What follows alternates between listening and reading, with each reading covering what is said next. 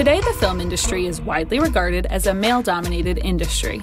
And here are the all-male nominees. However, it wasn't always that way.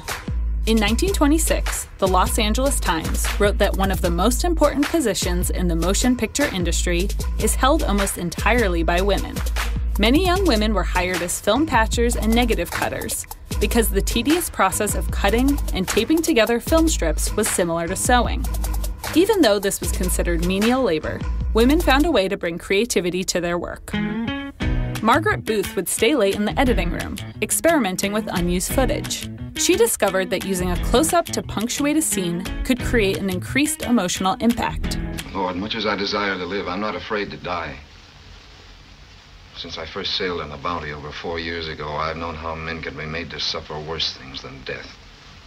Booth's innovative ideas impressed MGM's head of production, who coined the term film editor to describe her position. Isn't it wonderful that one can win an award for something one loves to do?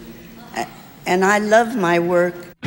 During this time, studios moved directors between projects quickly, and oftentimes kept directors out of the editing room entirely, which allowed editors more creative freedom.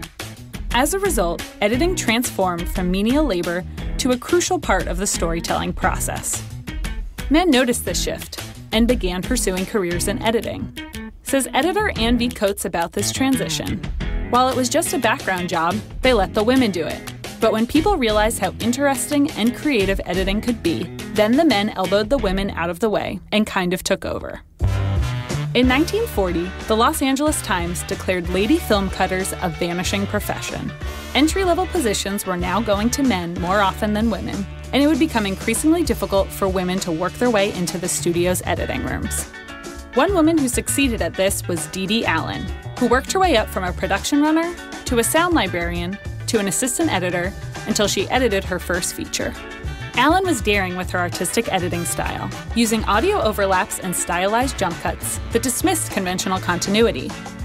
Her ideas were so provocative that she was fired from Bonnie and Clyde by Jack Warner.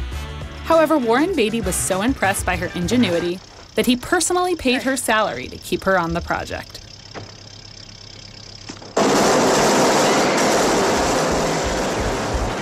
The success of Bonnie and Clyde established Allen as an inventive editor, and her illustrious career spanned over 50 years.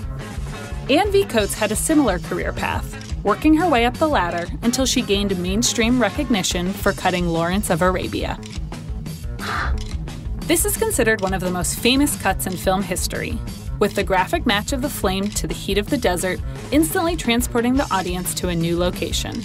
However, it almost didn't exist. Like today, I would have done the dissolve in the machine and we would never have seen it as a direct cut. Right. But because it was film, we saw this cut together like that. And David and I both almost at the same moment looked at each other and said, that's a wonderful cut. Another film celebrated for its brilliant editing is Jaws. Verna Fields won the Best Editing Oscar for her work and was praised for her newly invented white bi-cut, as well as her ability to create tension.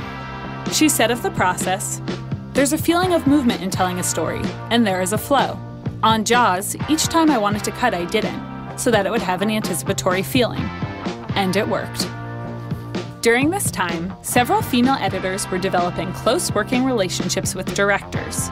Perhaps the most famous of these is Thelma Schoonmaker and Martin Scorsese, who have worked together for over 50 years. I love working for Marty. I am blessed by having a director who actually is doing 50% of my work in the way he is conceiving it and laying it down on film so that when we get in the editing room, it's got a conception, it's got a vision.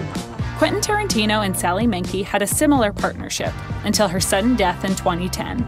Tarantino had enormous respect for Sally as a collaborator, saying, "I don't write with anybody. I write by myself. But when it comes to the editing, I write with Sally." There are several other examples of these longtime director-editor relationships. However, in a 2017 survey, women accounted for only 16% of the editors of the top 250 films.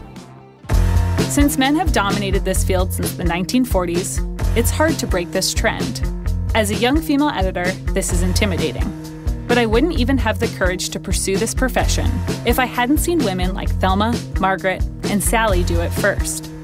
Seeing the space these women carved out for themselves and the creative editing work that continues to be done by women today is incredibly inspiring. It's hopefully the reason why our next generation will include even more female editors who are valued for their creative input and seen as equal collaborators. To echo what Anne V. Coates said in an interview about her career, "I've never looked at myself as a woman in the business. I've just looked at myself as an editor."